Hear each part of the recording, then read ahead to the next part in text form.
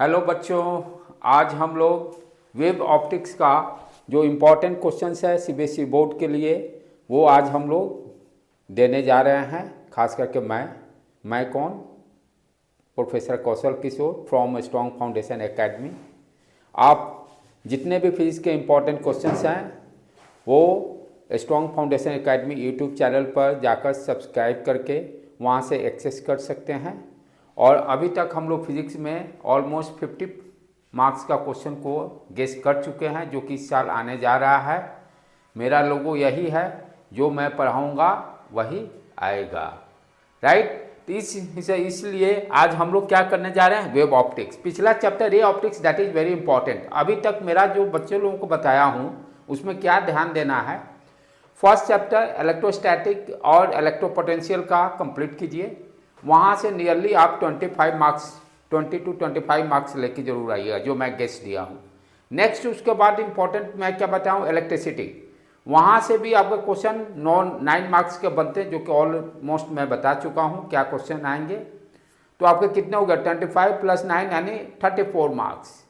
Then उसके बाद 3 chapter को मैं एक साथ कंबाइंड किया हूँ, राइट। तीनों चैप्टर से 8 मार्क्स के क्वेश्चन आते हैं, वो भी बहुत आसान होते हैं। जो मैं बताया हूँ उसको आप कर लीजिएगा, तो वहाँ भी आप से 6 to 8 मार्क्स लेके आ जाइएगा।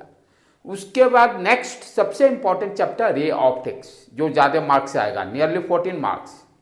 तो ज़्यादा मार्क्स किससे आ रहा है, पहला इलेक्ट्रोस्टैटिक का दोनों चैप्टर कंप्लीट कीजिए, फिर इलेक्ट्रिसिटी का, देन लाइट का, और वेब ऑप्टिक्स से भी आपका 5 to 6 मार्क्स के क्वेश्चन आएंगे। जो इसमें भी मैं 100% गारंटी दे रहा हूँ, ये जो क्वेश्चन आएगा 3 मार्क्स का वो एकदम श्योर शॉर्ट लड़ने हैं। पिछले चैप्टर में मैं कुछ क्वेश्चन दिया हूँ जो कि 100% आएगा। तो इस चैप्टर में क्या आएगा, वेब ऑप्टिक्स में जो डेरिवेशन बता रहा हूँ बेटे कर लेना, डेफिनेटली 3 नंबर आने हैं। अब चलें, मेरा एक ही है, एनसीईआरटी को आप पकड़े रहिए। सफलता का कुंजी क्या है, एनसीईआरटी। मैं हमेशा बोलता हूँ, फिजिक्स हो, केमिस्ट्री हो, मैथ हो, बायो हो, आप हमेशा एनसीईआरटी बुक को फॉलो अप कीजिए। डेफिनेटली बहुत अच्छे स्कोर लेके आइएगा, जेई मेंस भी में भी अच्छा स्कोर कीजिएगा। इसलिए मेरा विश्वास है, और मैं भी अपने बच्चों को पढ़ाता हूँ, एनसीईआरटी बुक को फॉलो अप करता हूँ। इसलिए क्योंकि उसी से ऑल ओवर इंडिया में 10 बुक इज स्टैंडर्ड बुक, जो कि सारे स्टेट्स में चलते हैं। जो क्वेश्चन सेटर भी रहते हैं उनको भी यही रेफरेंस दिया जाता है, इसलिए आप भी इसको फॉलो अप कीजिए। चले नाउ स्टार्ट। आज का इंपॉर्टेंट क्वेश्चन इस चैप्टर में वेब ऑप्टिक्स। पहले देखें एनसीईआरटी में कौन कौन सा पेज को पढ़ना है, कहाँ पर इंपॉर्टेंट क्वेश्चन है, क्या कितने मार्क्स के आएंगे। स्टार्ट। वेब ऑप्टिक्स के क्या इंपॉर्टेंट क्वेश्चंस हैं, एनसीईआरटी को मैं कौन सा पेज को फॉलो अप करना है। क्योंकि मैं एनसीईआरटी को ही पेज नंबर से ही आपको सारा बताता हूँ। First introduction, that is not important, आगे बढ़ते क्योंकि एग्जाम है। हाइगेंस प्रिंसिपल जस्ट रीड क्या होता है, क्योंकि मैं अभी ज़्यादा इसके लिए आपको पढ़ना है तो मेरे स्ट्रॉन्ग फाउंडेशन यूट्यूब चैनल पर जाइए, वेब ऑप्टिक्स का प्लेलिस्ट पड़ा हुआ है, वहाँ से इस चैप्टर को आप अच्छी तरह से समझ सकते हैं। हाइगेंस प्रिंसिपल पढ़ना जरूरी है क्योंकि यहाँ से थ्योरी क्वेश्चन आते हैं, एक्सप्लेन करना रहता है, एक्सप्लेन दी हाइगेंस प्रिंसिपल्स। आपको थ्योरी टाइप का क्वेश्चन यहाँ से आएगा। इसके 4-5 पॉइंट्स हैं जो कि मैं बताया हूँ ऑलरेडी अपने वीडियो में, वो 5 पॉइंट आप लिख दीजिएगा, 2 नंबर आसानी से मिल जाएगा, राइट। तो ये इसको पढ़ना 100% जरूरी है। क्या होता है उसके बाद, इसी में आपका नेक्स्ट 2 डेरिवेशन है। हाइगेंस प्रिंसिपल बेसिकली उसमें को यूज करते हुए laws of reflection and laws of refraction दोनों को प्रूफ करना है। दोनों डेरिवेशन इंपॉर्टेंट हैं, लेकिन कौन सा इंपॉर्टेंट है वो मैं थोड़ी देर बाद बताऊंगा। 2 में से एक तो आना है श्योर शॉर्ट, इसमें कोई शक नहीं है। तो इसको पढ़ना 100% बहुत जरूरी है बेटे। ये जो आपका रिफ्रैक्शन का है और इसके बाद रिफ्लेक्शन का होगा, दोनों डेरिवेशन दैट इज इंपॉर्टेंट, लेकिन इनमें से कौन सा इंपॉर्टेंट है वो थोड़ी देर बाद में बताने जा रहा हूँ। दोनों 100% पढ़िए, बता ही देता हूँ, इंतजार क्यों करने का। ये रिफ्रैक्शन को आपको छोड़ देना है, डेरिवेशन जो मैं बोल रहा हूं इस बार का ये 100% है। रिफ्रैक्शन छोड़कर कौन सा करना है, रिफ्लेक्शन का करना है, इसको छोड़ दीजिएगा और रिफ्लेक्शन वाला करना जरूरी है, दैट इज वेरी इंपॉर्टेंट। ये कोई नहीं रोकेगा। Reflection of plane wave by plane surface 100% guarantee के साथ ये क्वेश्चन आने जा रहा है, राइट। तो आपको 2 नंबर का क्वेश्चन मैं बता चुका हूं। 1 नंबर का क्वेश्चन क्या आएगा, उसी में आएगा एक्सप्लेन दी आइगेन्स प्रिंसिपल। 5 पॉइंट्स हैं, इसके लिए आप मेरे वीडियो पे चले जाइए, प्लेलिस्ट में पड़ा हुआ है वेब ऑप्टिक्स का, और वहां से आप समझ सकते हैं। ये भी समझना बहुत जरूरी है वेब फ्रंट क्या होता है। ये सारे कॉन्सेप्ट जो है बेसिक कॉन्सेप्ट बहुत ही इंपॉर्टेंट है, बच्चों को जल्दी नहीं समझ पाते हैं, लेकिन मैंने अपने वीडियो में कोशिश किया हूँ कि बच्चों को अच्छी तरह से समझ में आए। यदि उसको देखने के बाद भी कोई डाउट्स आता है तो कमेंट बॉक्स में आप डेफिनेटली लिखकर अपने डाउट्स को क्लियर कर सकते हैं, राइट बेटे। तो वेब फ्रंट को आप जरूर समझिएगा। वेब फ्रंट होता क्या है, एक प्लेन है जो कि मैं बताया हूँ, थोड़ा सा उसमें जाके डिटेल्स में आप समझिएगा तो आपको डेफिनेटली समझ में आ जाएगा। तो रिफ्लेक्शन वाला डेरिवेशन 100% आप कीजिए। हाँ, अब देखिए यहाँ पर this question is also very very important diagram. मैं इसीलिए कहता हूँ ना एनसीईआरटी बुक बेटे फॉलो, क्योंकि वहाँ ही से सारे क्वेश्चन आते हैं। अब यहाँ पर देखो ये क्वेश्चन भी 2 नंबर का पूछता है। आपको जब पूछेगा कि यदि ऑब्जेक्ट इन्फिनिटी पर है तो वेब फ्रंट कैसा बनेगा, यदि कनकेव लेंस है, कनकेव लेंस, यदि कन्वेक्स लेंस है, ऑब्जेक्ट इन्फिनिटी पर है, वेब फ्रंट कैसा बनेगा, इमेज का बताने का है। यदि पैरेलल ऑफ रेज आ रहे हैं तो उसका वेब फ्रंट क्या होगा, प्रिज्म है उसका वेब फ्रंट क्या है। देखो तीनों डायग्राम दिखाया गया है। Incident ray parallel of beam से आएगा तो वेब फ्रंट क्या होता है, वेव प्रोपगेशन के परपेंडिकुलर। वेव फ्रंट एक प्लेन है, वेव फ्रंट क्या है, एक प्लेन है, पैरेलल रेज जा रही हैं, वेव फ्रंट एक, जैसे ये page we can think like that, ये पेज आपका हो गया। यदि ये पैरेलल लाइंस जा रही है तो ये समझिए यही ये प्लेन, ये जो प्लेन दिखाई दे रहा है सट सट सट सट जा रहा है पैरेलल, तो वेव फ्रंट क्या है, एक प्लेन है, राइट। हमेशा ये डायरेक्शन ऑफ प्रोपगेशन के परपेंडिकुलर रहेगा, हमेशा ये डायरेक्शन ऑफ प्लेन के परपेंडिकुलर रहेगा। पॉइंट सोर्स होगा, पॉइंट सोर्स के कारण वेव फ्रंट क्या होता है, पॉइंट सोर्स है, वेव फ्रंट आपका स्फेरिकल होगा। पॉइंट सोर्स के कारण वेव फ्रंट स्फेरिकल होता है।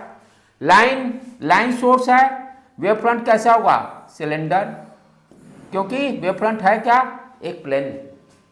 उसी तरह से आपका पैरेलल ऑफ बीम्स है, पैरेलल ऑफ बीम्स है, वेव फ्रंट एक प्लेन होगा, वेव फ्रंट एक प्लेन होगा, जो कि डायग्राम में देखिए पैरेलल ऑफ बीम्स है, वेव फ्रंट एक प्लेन है। कनकेव होगा तो अब क्या होगा, सब बता ही देता हूं आपके लिए।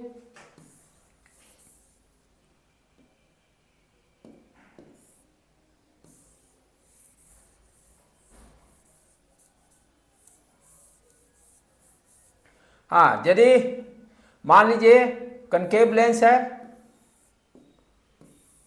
ऑब्जेक्ट इन्फिनिटी पे है, यानी कहने का मतलब इंसिडेंट रे प्रिंसिपल एक्सिस के पैरेलल आ रहा है, इंसिडेंट रे प्रिंसिपल एक्सिस के पैरेलल आएगा। यहाँ पर वेव फ्रंट कैसा होगा, एक प्लेन होगा। अब प्रिंसिपल एक्सिस के पैरेलल आएगा तो मिलेगा कहाँ, जाके फोकस पे कन्वर्ज होगा, फोकस पे जाके कन्वर्ज होगा, दिस इज द पॉइंट। ये क्या हो गया, ये इमेज बना, इमेज ये जो बना ये क्या करेगा, एज ए सोर्स काम करेगा। मैं अभी बताया पॉइंट सोर्स का काम क्या है, पॉइंट सोर्स का स्फेरिकल होता है, तो इमेज का वेव फ्रंट बताना है। कहने का मतलब ये डॉटेड लाइन इस तरह से दे दीजिए, ये ड्रॉ हो गया, देखिए डायग्राम में जैसे बताया है वेव फ्रंट, राइट। तो इसको आप ऑब्जेक्ट कंसीडर कीजिए, जैसे अभी बताया वेव फ्रंट जैसे पॉइंट सोर्स है, वेव फ्रंट ये हो गया, वेव फ्रंट ये हो गया, ये सेकेंडरी वेवलेट कहलाता है। तो जब ये ऑब्जेक्ट इन्फिनिटी पर है, आपसे क्वेश्चन पूछता है लेंस कन्वेक्स लेंस है, उसका वेव फ्रंट ड्रॉ कीजिए, तो क्या कीजिएगा, पैरेलल बीम आया, कहाँ पे मिला, फोकस पे मिला, इमेज बना फोकस पर, और ये क्या करेगा, एक सेकेंडरी सोर्स जैसा काम करेगा, और सेकेंडरी पॉइंट सोर्स का वेव फ्रंट ये होता है।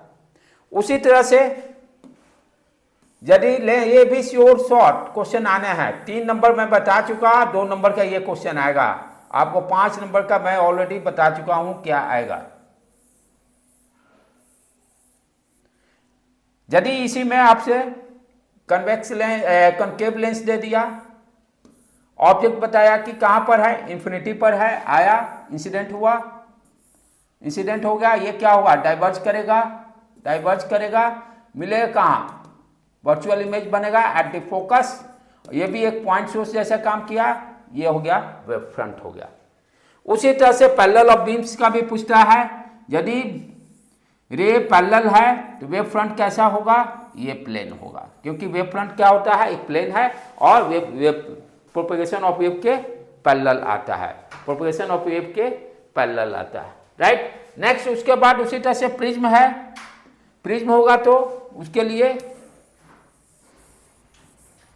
प्रिज्म के लिए कैसे करेंगे, वेव फ्रंट ड्रॉ करेंगे, ड्रॉ द प्रिज्म, ये इंसिडेंट रे आया, वेव फ्रंट यहाँ पर इस तरह का हो गया, और उसके बाद ये इमरजेंट रे हो गया, इसका वेव फ्रंट प्रिज्म में तो सीधा जाता था, कोई भी कैसे भी जा सकता है, ये तिरछा है ना। बचपन में जैसे पढ़ाया गया प्रिज्म में किसी एंगल से दूसरा सीधे ही जाएगा। नहीं सीधे कभी नहीं जाए, क्यों, रिफ्रैक्टिव इंडेक्स हो गया ना, ये एयर हो गया, दैट इज ग्लास, तो रिफ्रैक्शन फिनोमेना होगा, रे बेंड करेगा, जैसे ही डिफरेंट मीडियम आएगा तो एक मीडियम से दूसरे मीडियम में रे जाएगा, तो डेफिनेटली स्पीड चेंज होने के कारण क्या होगा, बेंडिंग होगा। हाँ, फिर उसके बाद आएगा वो लेकिन कोई जरूरी नहीं है कि एकदम जिस एंगल पे इंसिडेंट किया उसी एंगल पर जाएगा, वो ऐसा कोई श्योर नहीं है, क्योंकि I इक्वल टू ई, आई क्या हो गया इंसिडेंट एंगल, ई को हम लोग ऐसा रूल के नहीं है, इमरजेंट एंगल दोनों बराबर, ये फिक्स नहीं, क्यों, क्योंकि बाहर भी जो रे निकल रहा है, आप समझने का है, क्यों नहीं होगा, ये सनलाइट है जो आप 9th 10th में आप पढ़े, सनलाइट क्या है, आया प्रिज्म में घुसा तो वो क्या हो गया, स्प्लिट किया 7 कलर्स में, विजिबल जिसको बताते हैं, स्प्लिट किया, हर कलर का वेवलेंथ अलग, वेवलेंथ अलग होने के कारण बेंडिंग डिफरेंट होगा, इसीलिए आप देखते हो कि रेड कलर का सबसे बेंडिंग ऊपर दिखाई देता है और वायलेट सबसे नीचे सबसे ज़्यादा बेंडिंग होता है, तो वेवलेंथ पर डिपेंड करता है उसके बाद, राइट।